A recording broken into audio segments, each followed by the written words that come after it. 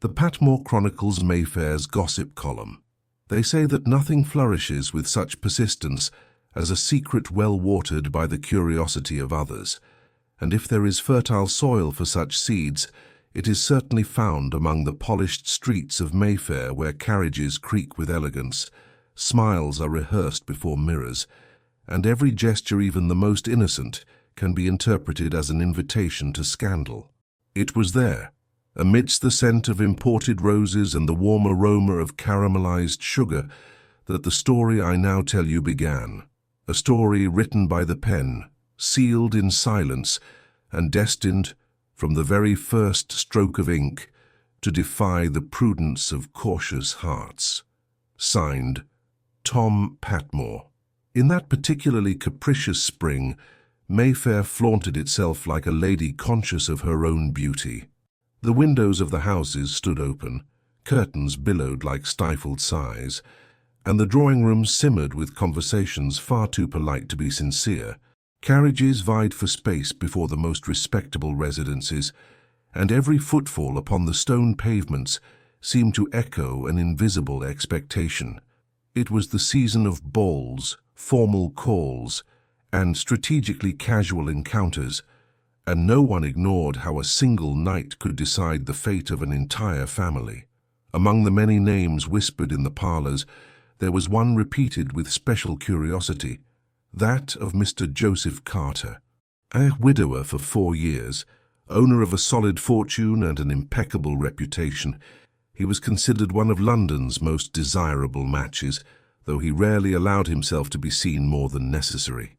His posture was always flawless, his words measured, and his eyes betrayed a silent attentiveness, as if observing the world from the safe distance of one who had already learned the price of surrender. What few knew, and even fewer suspected, was that the respectable Mr. Carter maintained a secret, almost youthful habit. He wrote letters, not commercial reports, nor formal notes, but true, dense, confessional letters. Letters he never signed with his own name. The destination of these missives was a woman whose face he had never seen. On the other side of this mysterious correspondence was Miss Amelia Parker, an almost invisible presence in high society ballrooms. The daughter of a deceased gentleman who had left no fortune, she lived under the guardianship of a zealous aunt, excessively preoccupied with appearances. Amelia possessed the soft beauty of things that do not demand attention, eyes too observant for one who watches in silence, delicate hands accustomed to holding books instead of fans, and an intelligence that rarely found room to shine. She attended social events like one fulfilling an obligation, not an expectation. She sat near the walls, observed, listened, and kept everything within her, like a collection of impressions never verbalized, until the day when, by mere chance or perhaps by the intervention of fate, she found a forgotten envelope upon a small table in the reading room of the Grosvenor Square Library. There was no sender, only a few lines written in a firm, elegant hand. There are thoughts that find no rest in the mind. Writing them is the only way to silence them, to the unknown soul who understands silence, and Amelia, moved by a curiosity she could not contain, read it. What she found there was not a declaration, but a catharsis. A man wrote of the loneliness that dwells even in the most crowded rooms, of the weight of social expectations, and of the weariness of always being what others expect. There were no names, only feeling. And something in that silent confession touched her with unexpected force. She replied. She used simple paper. She wrote with care, but without excessive formality. She spoke of the relief found in being invisible, of observing the world without being seen, and of the secret freedom of those who do not need to play a role all the time. Thus was born a correspondence that no one was meant to know. The letters began to circulate with almost indecorous regularity. They were left in books, between sheet music, within forgotten volumes on library shelves. Each response seemed to anticipate the next, as if two souls were learning to dance in the dark without ever touching. Meanwhile, in the parlors of Mayfair, The murmurs grew. "Mr. Carter seems distracted," the ladies whispered, fanning themselves with curious fans. "They say he declined 3 dinner invitations this week," the gentleman commented, feigning indifference. "There is something different in his gaze," everyone concluded, without knowing exactly what. And I, who observed everything from the counter of my confectionery, knew that something was simmering beneath that flawless surface. Spencer's confectionery, modestly situated between an elegant millinery and a French fabric shop, had become a meeting point for the most observant. While my tarts cooled upon the marble and the scent of toasted almonds drifted through the air, I listened. I have always listened. It was there that I first saw Miss Parker enter, hesitant, asking for a simple tea and a small orange sweet. Her eyes wandered through the room like one seeking refuge, and for a moment, just one, they landed upon Mr. Carter, who sat at a distant table, pretending to read the newspaper. The silence between them was deafening. No word was exchanged. No gesture betrayed intimacy. Even so, the air seemed denser, as if charged with something left unsaid. And I knew those letters had faces, that the ink hid dangerous emotions, that sooner or later anonymity would become unsustainable. That same night a new note was left at the agreed location. This time, however, it contained something different. A question. Simple, direct, far too bold to be ignored. "And what if one day we recognize each other?" The answer did not come immediately, but fate, that merciless old playwright, was already setting the stage for the next act. Because, my dear readers, when 2 souls first meet in words, the meeting of bodies or its refusal becomes inevitable. And in Mayfair nothing remains hidden for long. Thus the seed of scandal is planted. Signed, Tom Patmore. There are times when the city seems to hold its breath. Mayfair, with its adorned ballrooms and immaculate facades, knows how to do so with a particular elegance. On such days the air carries more than expensive perfumes, and the clink of fine china it carries omens. And it was on one of these mornings, when the sun rested sparingly upon the high windows and carriages glided by like poorly contained confidences, that the story I must now relate began. A story about letters, about silences, about 2 hearts mature enough to recognize love, and for that very reason fearful of surrendering to it. At Spencer's confectionery, my little kingdom of sugar and discreet eavesdropping, I observed the world with the attentiveness of one who has learned that great dramas rarely announce themselves aloud.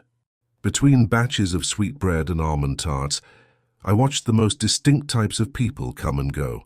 Young debutantes full of dreams, bored married ladies, gentlemen anxious to appear less lonely than they truly were. But at the start of that season, one name began to circulate with special frequency and with a curious note of reverence: Sir Joseph Parker. A widower for many years, respected, financially comfortable, and master of an almost impenetrable composure, he was a constant presence at social events, though he was never the center of them. Tall, with hair already touched by grey, he maintained the posture of one who had learned early to contain his emotions. His manners were gentle but reserved, his smile rare and restrained. The ladies admired him from a distance, and the gentlemen respected him as an exemplar of decorum. What few knew and no one mentioned aloud was that Sir Joseph carried an old loneliness, polished by time. Since the death of his wife many years prior, he had learned to live in silence, surrounded by objects that seemed to constantly remind him of what had been and what would never return. It was perhaps for this reason that he found refuge in writing, not in formal treatises or protocol-driven correspondence, but in intimate, almost confessional letters addressed to a woman whose face he had never seen. It had all begun in a way far too simple to seem dangerous. But she replied, because she found that one sentence far too interesting, and with it something awakened. On the other side of town, in a modest but dignified house, lived Miss Amelia Parker. She was 52 years old and carried upon her shoulders the silent dignity of one who had dedicated her life to the care of others. For years, she had been the devoted daughter, the guardian of ailing parents, the constant presence during days of infirmity and long nights. She had not married not for lack of feeling, but for an excess of duty. Now orphaned and finally her own mistress, she found herself facing an unexpected void. Society, always quick to catalogue women, already considered her invisible, single, mature, far too respectable to arouse interest. It was a comfortable condition and a deeply lonely one. The letter she had found in the library had appeared like a whisper amidst the silence. It did not seek romance. It sought expression. And in replying, she did not imagine she was initiating something capable of altering the course of her days. The letters multiplied. They spoke of books, of memories, of contained regrets. They spoke of the weight of social expectations, of the strange freedom that accompanies maturity, of the soft ache of feeling alive when the world seems to have already forgotten you. They never mentioned names, never revealed compromising details. Even so, there was intimacy, an intimacy built with words chosen with careers if every sentence needed to be worthy of trust. Meanwhile, in the parlours of Mayfair, rumours continued to circulate. "Sir Joseph seems distracted," the ladies murmured. "They say he writes letters more often than he receives visitors," the gentleman commented. And I, behind the confectionery counter, heard it all while dusting sugar over tarts fresh from the oven. It was on a rainy afternoon that I saw them once more in the same space. She entered first, wrapped in a discreet shawl, her face serene, her eyes alert. She ordered herbal tea and sat near the window. Shortly after, he entered, shaking his umbrella, and ordered strong coffee. Neither seemed to notice the other until they did. The recognition did not come through physical features, but through something more subtle, a gesture, a pause, a way of observing the world. Their eyes met for a moment, too prolonged to be casual. And in that silence, something was confirmed. They knew. No word was spoken. No bold gesture occurred. Even so, the air between them seemed charged with a silent promise. That night, the letter arrived earlier than usual. "I believe that today I saw someone who seemed to know my soul." The reply came the following morning. Perhaps it was fate inviting us to be less cautious. What neither of them yet understood was that from that moment on, the discretion that had protected them for so long was beginning to unravel, and that the city, always watchful, was already beginning to notice. For in Mayfair, my dears, nothing remains hidden for long. And when two hearts decide to write their own story, even silence becomes too eloquent to pass unnoticed. Signed, Tom Patmore. If there is one thing I have learned over the years, amidst batches of cakes, whispered confidences, and glances exchanged in the half-light, it is that love, when mature, does not announce itself with fanfare. It arrives with restrained steps, asks for permission, and yet proceeds to rearrange the entire furniture of the soul. After that first silent encounter in my confectionery, nothing was ever exactly the same for Sir Joseph Parker and Miss Amelia Parker. Not because they had declared themselves far from it, but because both began to live in expectation of the next moment when their paths, by chance or fate, would cross again. The letters continued. Oh, how they continued! Now, however, they were denser, more careful, as if every word carried the weight of a choice. There were no longer merely reflections on the world or shared loneliness. There were veiled questions, discreet confessions, and calculated silences between one sentence and the next. "There are encounters we do not ask for, but which recognize us," he had written once. She replied days later, "And there are recognitions that ask us for the courage not to run away." That was how they spoke to one another. They never mentioned the moment their eyes met in the confectionery, but both knew that instant marked a before and an after. Sir Joseph began to frequent my shop with greater constancy. Always at the same time, always ordering the same strong coffee, always choosing the same table, the one by the window where the afternoon light fell in an almost indulgent manner. I naturally pretended not to notice the contained nervousness in his gestures, nor the way his eyes sought, among the passers-by, a figure that was slow to appear. Amelia, for her part, began to visit me on alternate days. She would arrive wrapped in a discreet shawl, carrying books under her arm and bearing the air of one who did not wish to be seen, yet could no longer bear to remain invisible.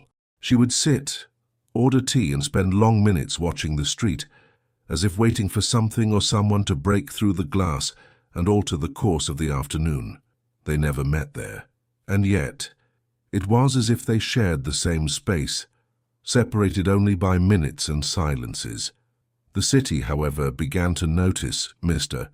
Parker has grown more contemplative, one lady remarked, stirring her tea with ill-disguised curiosity. I heard he writes letters with great fervour, another murmured, raising an eyebrow with interest. Letters? To whom? A third wanted to know. Ah, if only they knew. The speculation grew when Sir Joseph declined a formal invitation to a dinner hosted by an influential family. A man of his standing did not usually decline such events. His absence was noted, commented upon, and dissected, and while society speculated, he wrote. That night his letter was longer than usual. I have been thinking about how much our lives are molded by the expectations of others, how we accustom ourselves to playing roles until we forget who we are when no one is watching. I wonder if at some point we do not have the right to desire something simply because it makes us feel alive. Amelia read those lines with a racing heart. For the first time she felt afraid, not afraid of him but of what that feeling might demand of her. The life she had built, discreet and predictable, offered safety, but it had also robbed her of audacity. She replied that same night, her handwriting firmer than ever. Perhaps true audacity lies in allowing oneself to desire even when the world expects silence. The exchange of letters had now become a kind of sacred ritual. Each envelope carried not just words but unspoken decisions. The affection between them grew in layers, like a piece of music one recognizes even before the melody is complete. It was then that the city began to whisper with greater intensity. Someone claimed to have seen Sir Joseph walking toward the library at unusual hours. Another swore they had seen him leave with a slight smile, a rare sight on his restrained countenance. There were those who hinted at an improper connection, though no one could point out with whom, and like all good gossip, this too found a home in my confectionery. There is something in the air, a customer said, leaning over the counter, and it's not just the scent of sugar. I limited myself to a smile, while inside I watched the plot unfold like a perfectly rehearsed play. The inevitable encounter happened on an overcast afternoon, when the wind brought with it the harbinger of change. Amelia had arrived early at the library, seeking refuge among the books. She did not expect to find him there, standing before the very same shelf, holding the exact volume where so many letters had been hidden. This time, there was no avoiding it. Their eyes met not as before, but with full recognition. The silence that followed was not awkward. It was charged with everything that had remained unsaid. I believe he began, breaking off, as if weighing every syllable. I believe we share more than we imagined. She held his gaze, feeling her heart beat with a serene force. I believe so, she replied, and perhaps it is time we stop pretending otherwise. That was all. No grand declaration, no hasty promise, only the truth, spoken with delicacy. But that brief exchange was enough to alter the fragile balance both had maintained. One bolder lady went so far as to insinuate that the closeness between the respectable widower and the discreet spinster might not be as innocent as it appeared. What no one newer perhaps knew, but pretended to ignore, was that the danger lay not in what was seen, but in what was felt. For to love at that age required more courage than any youth could ever comprehend. And so, As the letters decreased in number, replaced by glances and brief encounters, a disturbing certainty grew. Between them, sooner or later they would have to choose, between the comfort of discretion and the truth of feeling. From that point on, there would be no returning to the comfortable distance of before. The city began to notice. Glances lingered. Comments arose in the drawing rooms, between respectable silence and the risk of scandal. And once that choice was made, there would be no turning back. There are moments when the city seems to hold its breath, not out of fear, but out of expectation. It was so in those final days, when Mayfair, still shrouded in the discreet scent of autumn flowers, waited without knowing exactly what for the conclusion of a story that already ran through the veins of society like a persistent whisper. I perceived it in the hurried steps, in the eyes that looked away, in the way people whispered lower when crossing the street in front of my confectionery. Something was about to happen, and, as always, it had all begun with a letter. This time it had not been left in a book or upon a forgotten table. It had been delivered directly into the hands of Sir Joseph Parker, sealed with simple wax, without initials, without adornments, only the firm handwriting he would recognize under any circumstance. We must speak, not as shadows, but as people who no longer wish to hide. He read the message twice. Upon the third time he folded the paper carefully, as if closing an entire chapter of his life. The meeting place was not accidental. The old greenhouse at White Garden, seldom frequented since the previous owners had moved away. A space between the public and the private, between the visible and the forgotten, perfect for two hearts that had lived too long within those very same boundaries. That afternoon the sky was low, covered by clouds that promised rain but did not deliver. Sir Joseph arrived first. He walked with firm steps, though his heart beat with an anxiety he had not known for a long time. He thought of everything he might say, and of everything he might not have the courage to confess. When she appeared, wrapped in a simple cloak, he felt the world shrink to that single instant. Amelia Parker walked with serenity, but there was something new in her bearing. No longer the resigned restraint of a woman who had learned to place herself in the background, but rather the quiet determination of one who had made peace with her own desire. "I thought perhaps you wouldn't come," he said, breaking the silence. "I thought perhaps I shouldn't," she replied softly, "but I have spent far too long obeying what was expected of me." There was a moment when neither spoke. The air felt thick, heavy with everything that had been held back for years. The distant sound of a carriage echoed, reminding them that the world kept turning indifferent to the silent dramas unfolding in its corners. "Amelia," he began, for the first time speaking her name aloud, "I have written things to you that I never dared say to another person. I confessed fears, desires, weaknesses. And yet nothing I wrote compares to what I feel now, looking at you." She held his gaze without turning away. "Your letters gave me back something I thought was lost," she replied. "The sense of being seen, of existing beyond obligations. But I cannot pretend I do not understand the price of this." He nodded slowly. "I know society is not generous with stories like ours. A respectable widower and a woman past the age where passions are forgiven." He smiled with melancholy. "We are not a convenient tale." "Perhaps not," she said, "but we are true." The word hung between them, dense, definitive. For an instant, both remained motionless, as if awaiting the world's invisible permission. Then, in a simple, almost timid gesture, he reached out his hand, not in possession nor in a grand promise, but as an invitation. Amelia hesitated only long enough to feel the weight of all the expectations she would leave behind. Then she placed her hand upon his. Nothing more was necessary. What followed was not an immediate scandal, but a succession of murmurs, lingering looks, whispered comments in the parlors, invitations that ceased to arrive. Others, surprisingly, began to appear. "It seems Sir Joseph has found company," some said. "They say she is a woman of character," others replied. Perhaps it is late for them both, some murmured with a half-smile. But there were also those who, in silence, admired the courage of that gesture, because there was something deeply disarming about seeing two mature people choose happiness when they no longer had anything to prove. The public confirmation came on a luminous afternoon, during a benefit event organized at the Stanford Mansion. I remember it well. How could I forget? The moment they arrived together, not as a scandal, but as a quiet affirmation. He offered his arm. She accepted. There were no announcements, no speeches. Only the serene evidence that they were together, that they had chosen one another.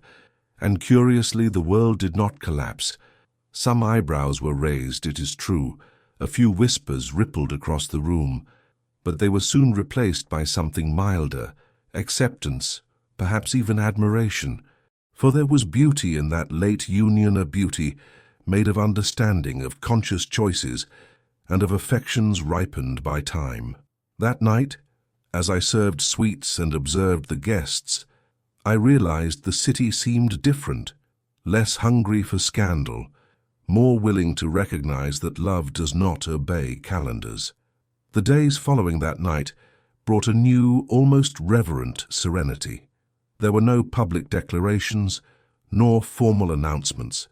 What existed between Sir Joseph and Amelia grew in silence, like a flame protected from the wind-steady, constant, sure of itself. They met with greater frequency now, without the subterfuge of letters, yet still with the delicacy of those who respect the pace of true things. They walked the gardens together, shared readings, and commented on trivial news as if there were poetry within it. There was no rush.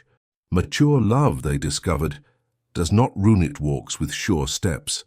It was on an especially clear afternoon, as autumn began to give way to the first cold days, that Sir Joseph invited her on a different kind of outing. He mentioned no destination, asking only that she trust him.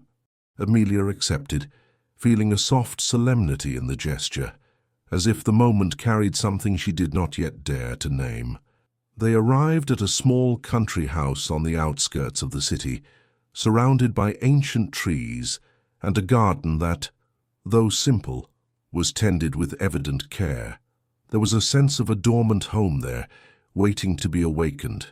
"I thought perhaps you might like to see it," he said in a quiet voice, opening the door. Not as a piece of property, but as a possibility. She walked through the rooms with slow steps. The light poured generously through the windows, drawing soft shadows upon the floorboards. There was room for books, for long conversations, for shared silences, for a life. "It is a beautiful place," she murmured, touching the windowsill. "There is peace here." "That is what I thought," he replied. "And I thought also that perhaps it could be ours." There was no music, no grand gestures, only that suspended instant in which the heart recognizes what reason has already understood. Amelia turned to him. Her eyes were moist, yet serene. "Are you asking me to share your life with you?" she asked, with the frankness of one who no longer fears what she feels. He took a deep breath. "I am asking you to build it with me, without empty promises, without haste, only the daily choice to remain." The silence that followed was not empty, it was full. She reached out her hand. He took it, and in that simple gesture, without jewels, without speeches, the truest commitment either had ever known was sealed. The news was not long in circulating. Some commented with surprise, others with a certain shock. There were those who raised eyebrows, those who murmured it was too late for new beginnings. But there were also sincere smiles, knowing glances, and even a hint of envy, the kind born from witnessing a happiness won through courage. The house came to life. Gradually, furniture was rearranged, books occupied shared shelves, and the aroma of afternoon tea mingled with that of freshly baked bread. Amelia tended the garden with experienced hands. Sir Joseph read aloud on cold nights, while she embroidered by his side. There was no rush, nor any need to prove anything to anyone. Their love was made of small gestures, repeated with constancy. A blanket tucked over shoulders, a cup prepared before the request was made, a knowing look at the end of the day. And so, when they occasionally returned to the city, they no longer caused surprise but a kind of silent respect. They had become living proof that happiness does not belong only to the young, it belongs to the brave. At Spencer's confectionery, I observed them with discreet satisfaction. I saw them enter together for the first time, hands entwined, as if the gesture were the most natural thing in the world. I saw them share a sweet laugh at something only they understood, and move on without fanfare. And I knew then that this story deserved to be told not as a scandal but as a triumph. For some love stories are not born of rapture, but of permanence. And there are romances that do not need grand promises, only the courage to say at the right time, stay. I believe that this time we shall no longer need letters, she said in a low voice. No, he replied, smiling. But I am grateful to have read every one of them, even without knowing they would one day be part of my story too. They walked away together, steps aligned, shadows joined by the same rhythm. And so, dear readers, we close another chapter of The Mysteries of Mayfair, a story that reminds us that love has no age, only courage, and that some letters, even when they cease, continue to echo forever in the hearts of those who dared to write them. The Patmore Chronicles, final edition of the Mayfair Gazette. They say some stories are born for scandal, others for oblivion, and then there are those rare ones that bloom discreetly, like a secret garden that only reveals its scent to those who know how to look closely. This one, my dear readers, belongs to the latter, for it is with a certain tenderness and a tiny spark of mischievous satisfaction that I announce the mystery of the letters has found its conclusion. The reserved gentleman and the lady of silent steps, whose name stirred so many whispers in parlours and drawing-rooms, did not vanish in shame, nor fall victim to the sharp tongues of society. Quite the contrary. They chose to stay.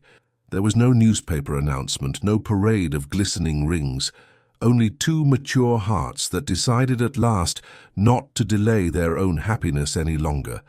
They found one another not by chance, but by affinity, that force so undervalued and yet so powerful.